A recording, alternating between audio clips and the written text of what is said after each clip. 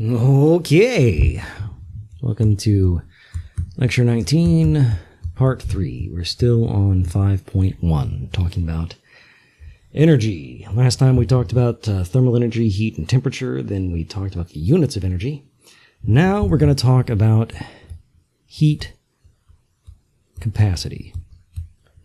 Meaning we're going to talk about the capacity of objects to store heat. Okay, so how much energy does it take to raise the temperature of something?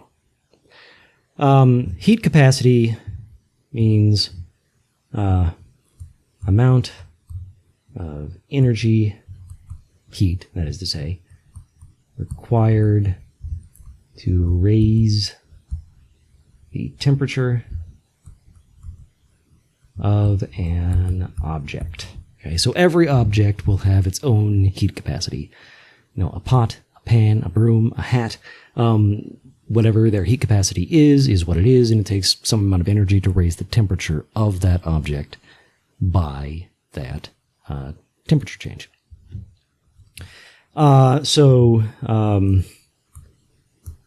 More heat equals a bigger change in temperature. This is the Greek letter delta. It means change.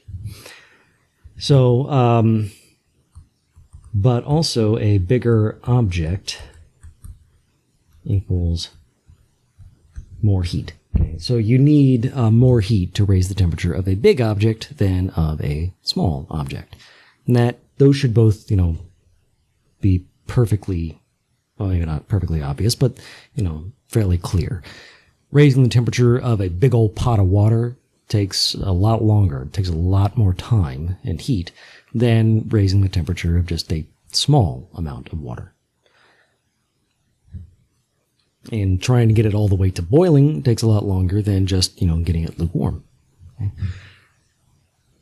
Now, heat capacity, it's descriptive, but not as helpful as we'd like.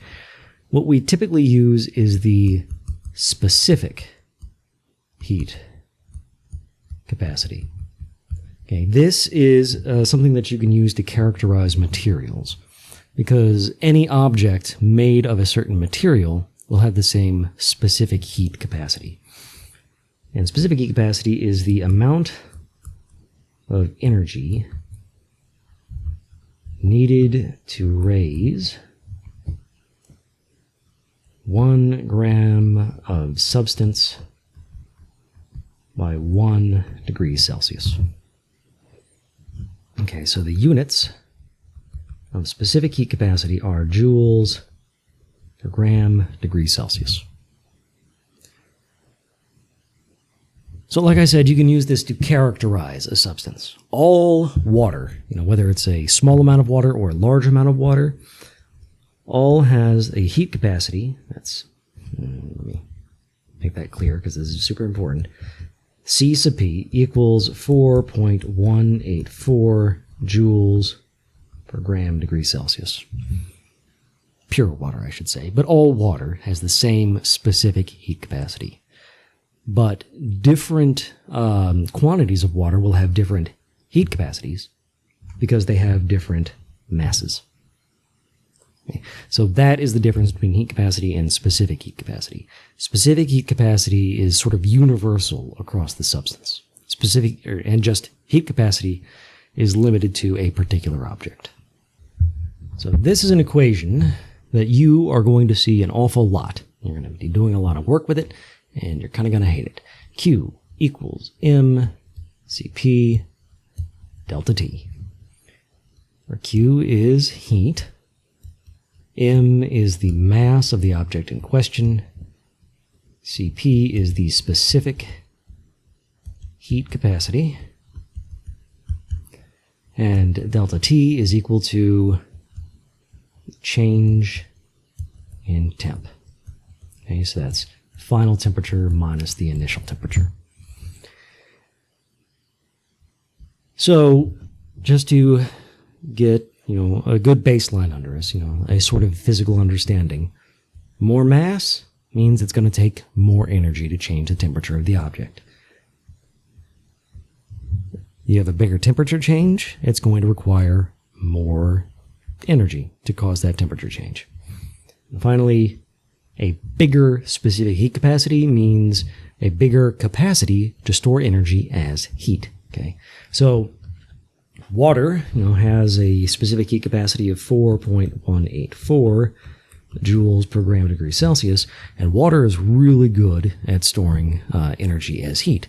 We can compare it to other things. So let's see, this is H2O, and then we have iron is 0.450 joules per gram degree Celsius. Aluminum is 0.900 joules per gram degree Celsius. And copper is, that's a U, 0.385 joules per gram degree Celsius.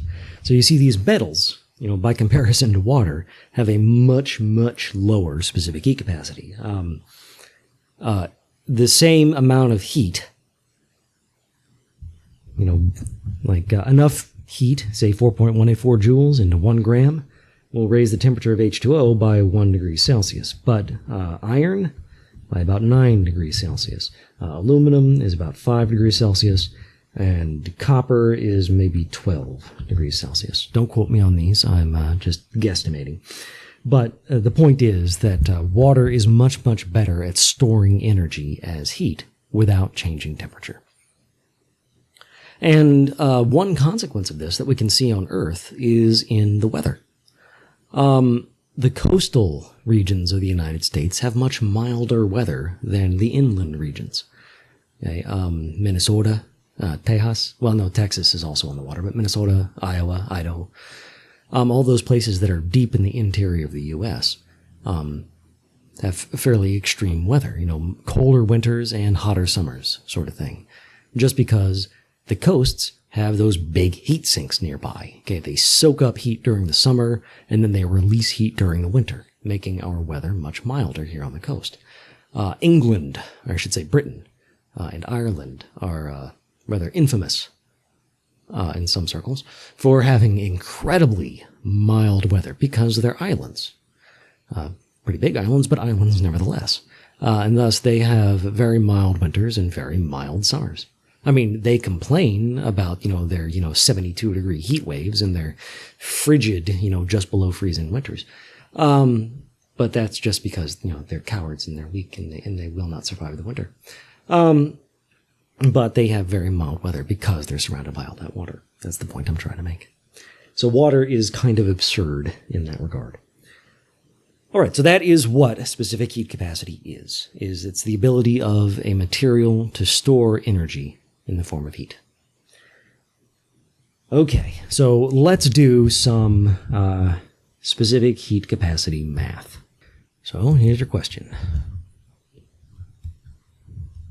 How much energy is necessary to raise the temperature of 15 grams of iron, capital F, from 25 degrees Celsius, that's room temperature, to 825 degrees Celsius? That's really, really hot, but it's still below the melting point of iron. Okay, so let's go ahead and look at our equation. Q equals mCp delta T. Well, delta T is right here on the right, and we have mass right here, and I specifically asked how much energy. The only thing you might not know is the specific heat capacity, but I already told you that on the previous slide. It's 0.450 joules per gram degree Celsius. So we just got to plug in all of our numbers into this equation. So Q equals 15.00 grams times 0.450 joules per gram degree Celsius times change in temperature. That's the final temperature minus the initial temperature. Our final temperature here is 825 degrees Celsius. Our initial temperature is 25 degrees Celsius. So we're going from 25 to 825. Okay, so our final temperature is 825, initial is 25. Okay, so grams are going to cancel, degrees Celsius are going to cancel, and you're going to be left with joules. And our answer is 5.40 kilojoules, or 5.40 times 10 to the third joules. So, or 5,400 joules, about 5,000 joules. Okay. That's pretty significant, but that's a pretty big temperature change. Okay, that's somewhat not close, not super close to the melting point of iron, but it's really hot. Okay, so that's much hotter than your stove can get. So yeah, it's going to take a fairly significant amount of energy. Still small compared to an equivalent amount of water just getting up to boiling. But, well, no, I'll just leave it there. It's small compared to an equivalent amount of water getting up to boiling. How much energy is released by 5.25 kilograms of aluminum cooling from 1500 degrees Celsius to room temperature? Well, Q equals mCp delta T. We have our delta T, we have our mass, and the Cp, again, going back to earlier, 0.900, well, to be more accurate, 902 joules per gram degrees Celsius. So we plug these things in, and we get 5,250 grams. Remember, you have to make sure your units match. Okay, just a reminder. Times 0.902 joules per gram degree Celsius.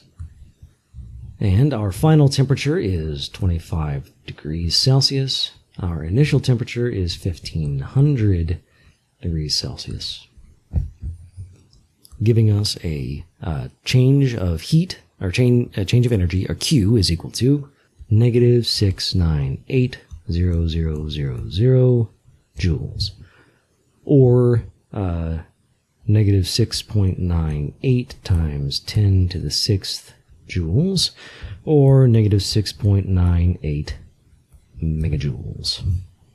Okay. Why negative? It's releasing heat.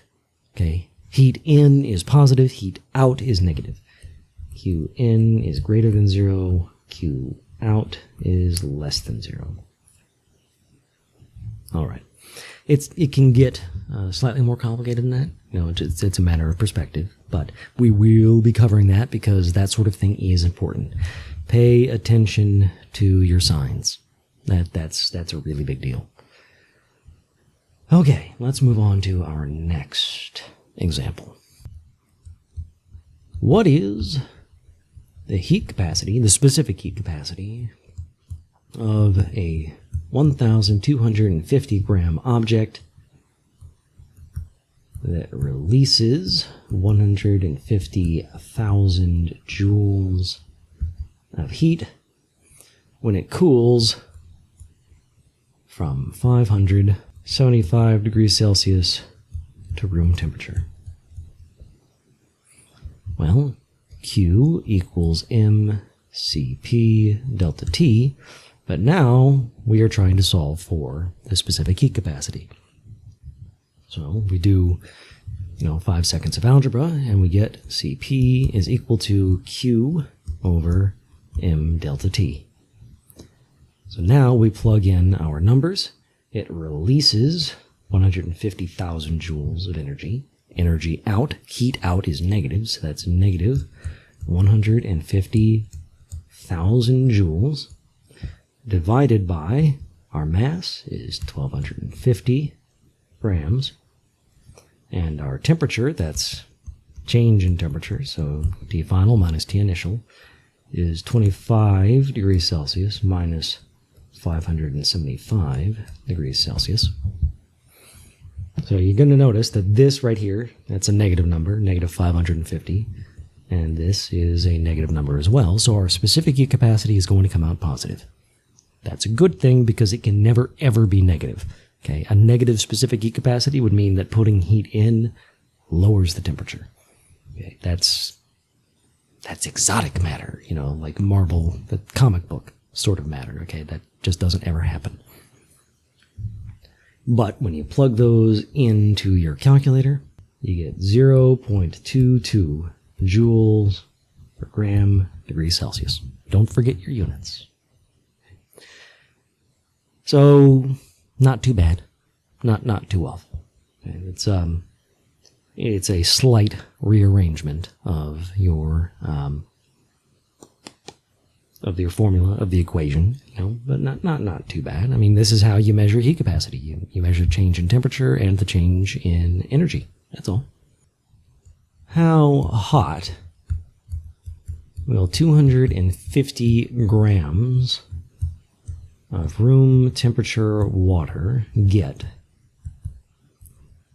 if you add 75 kilojoules of heat? You know, it's turning the question around slightly, but not by too much. So Q is equal to mCp delta T. But I asked how hot will it get? So that means I'm looking for the final temperature. So we know everything in this equation except for the final temperature. So it's equal to mCp times Tf minus Ti. Okay. We know the mass, 250 grams. Specific heat capacity is 4.184 joules per gram degree Celsius. And the initial temperature is room temp, so 25 degrees Celsius. And we also know heat over here on the left. Okay, we added 75 kilojoules of heat. Adding heat means positive. Heat in is positive, heat out is negative. Okay, I'm going to keep on repeating that in the hopes that you remember it. Okay, write it down. So now we need to rearrange, we need to solve for TF. Okay. So we divide both sides by mCp.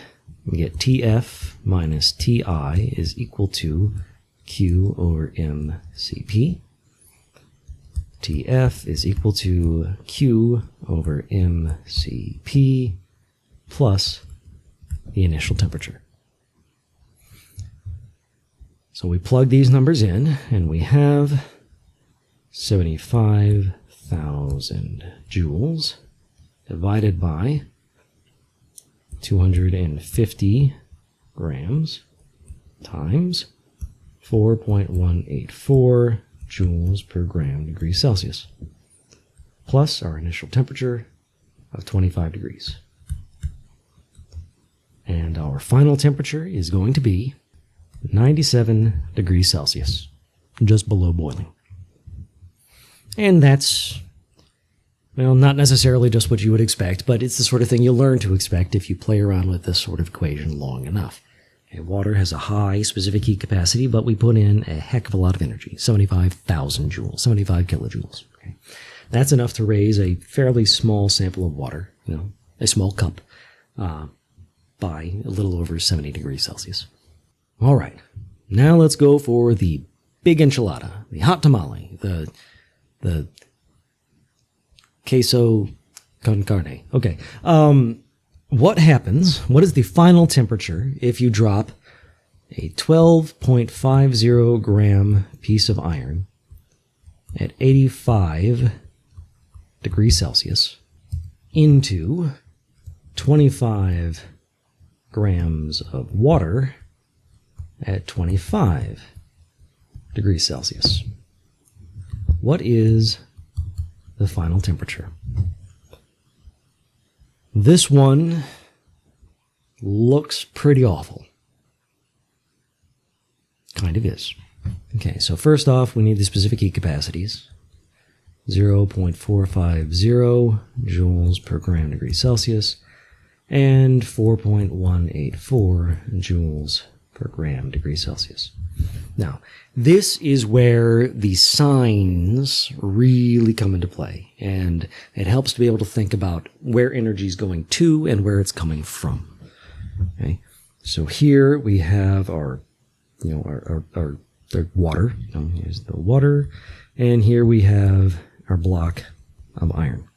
Okay, so we have a hot piece of iron, 85 degrees Celsius, and room temperature water.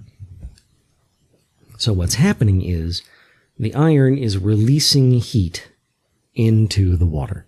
Okay, the iron is going to cool down and the water is going to warm up. Okay, so heat is going from the iron into the water. The important simplifying assumption, the thing that makes it possible to solve this problem, is all heat out of the iron is going into the water. And all heat into the water is from the iron. Okay, so there's no other source of energy anywhere, and there's no other recipient of energy. All we're concerned with is the iron and the water. The iron is the only source of heat, the water is the only recipient. Nothing else. In other words, Q of the iron, the heat lost by the iron, is exactly equal to the heat gained by the water. But, and this is super important, okay, they are opposite in sign. Because the heat going out of the iron is the heat going into the water. Heat out is negative, heat in is positive.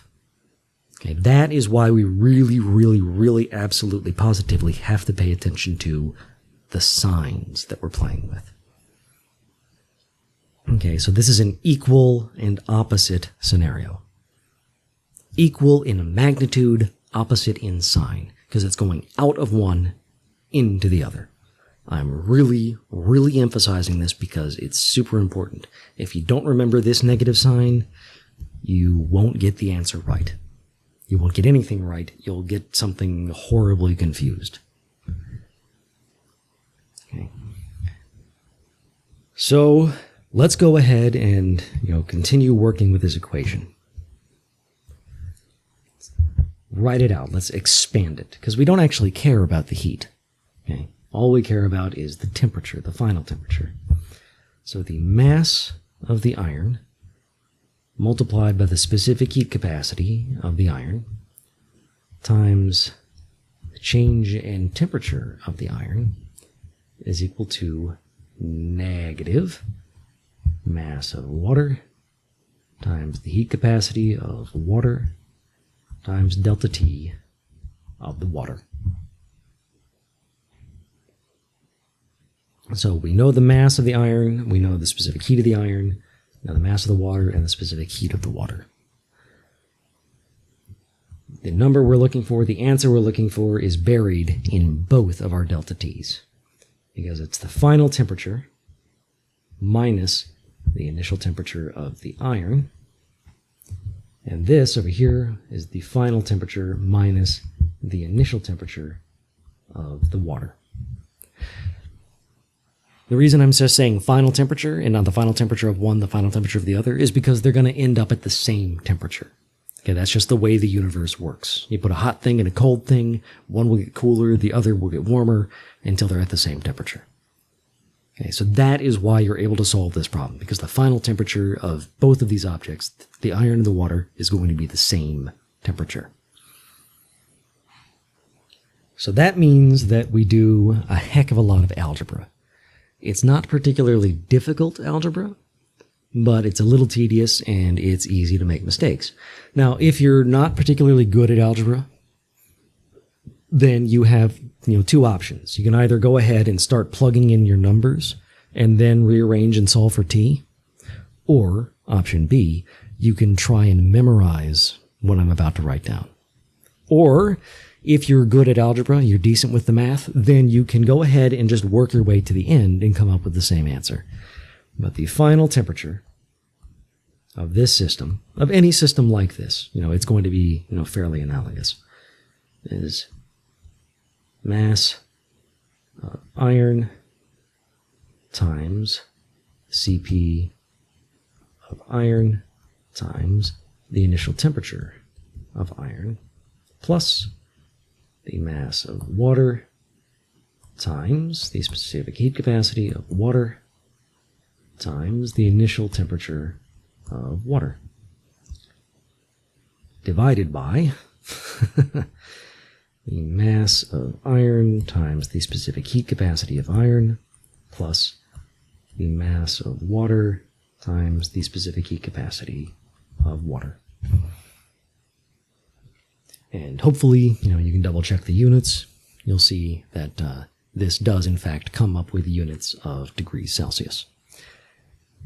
Once you plug in our numbers, 12.50, just that, grams and 0.450 and 85 degrees Celsius, that's joules per gram degree Celsius, and it was 25.00 grams, 4.184 joules per gram degree Celsius, and 25 degrees Celsius, and then, 1250, 450, 25, 40, 184, and so on.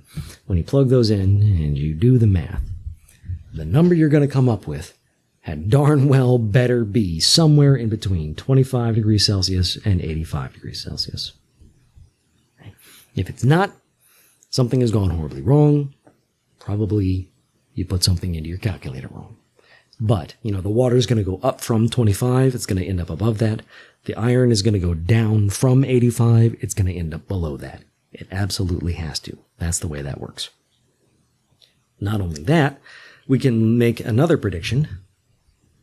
The iron has a much lower specific heat capacity than water. Okay, so 0.450 versus 4.184. The iron is going to have to change temperature more than the water, just because the iron will see a more dramatic temperature change for every unit of energy lost than the water will. This will be exacerbated by the difference in mass. Okay, there's twice as much water as there is iron, meaning that there's just more water present to absorb that energy than there is iron to give it up. Okay? So all told, both of these factors work together to mean that the temperature, the final temperature, is going to be much closer to 25 degrees Celsius than it is to 85 degrees Celsius. Okay? That is the sort of prediction you can make if you know, Q equals MC delta T. So let's go ahead and plug these into our calculator. And the answer we get is 28.06 degrees Celsius. The water went up by 3 degrees Celsius. The iron went down by 60 degrees Celsius. Well, a little bit less, 58, 57, whatever. Okay, so that is the sort of prediction that you can make. Our prediction was borne out. Okay, the final temperature was much closer to room temperature than it was to the frankly, uncomfortably warm piece of iron. Now let's do a similar one, only instead of iron and water, it's a 5.15 kilogram block of iron at 250 degrees Celsius, and top of a block of aluminum, 4.25 kilograms of aluminum at room temperature.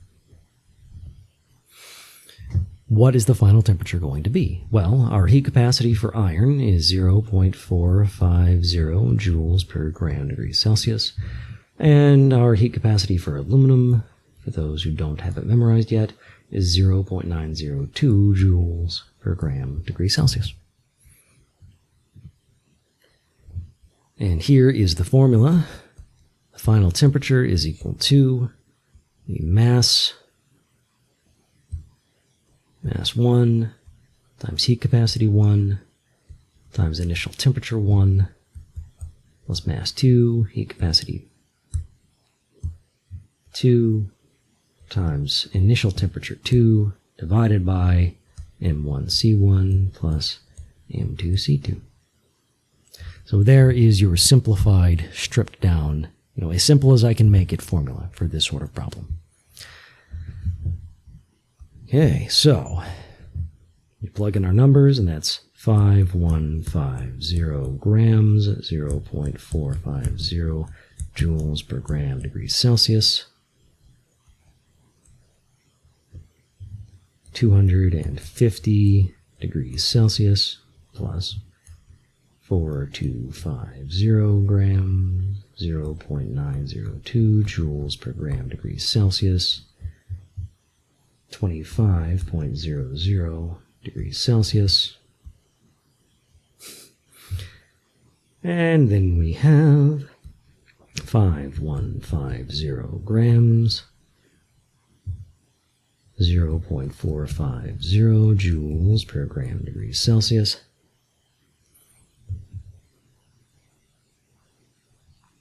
plus 4250 grams, 0.902 joules per gram degrees Celsius, and we plug those in. But first, what sort of prediction can we make? Well, the masses are kind of equivalent. The iron is a little bit heavier than the aluminum. Okay, so the iron, just based on mass, can hold a little bit more heat.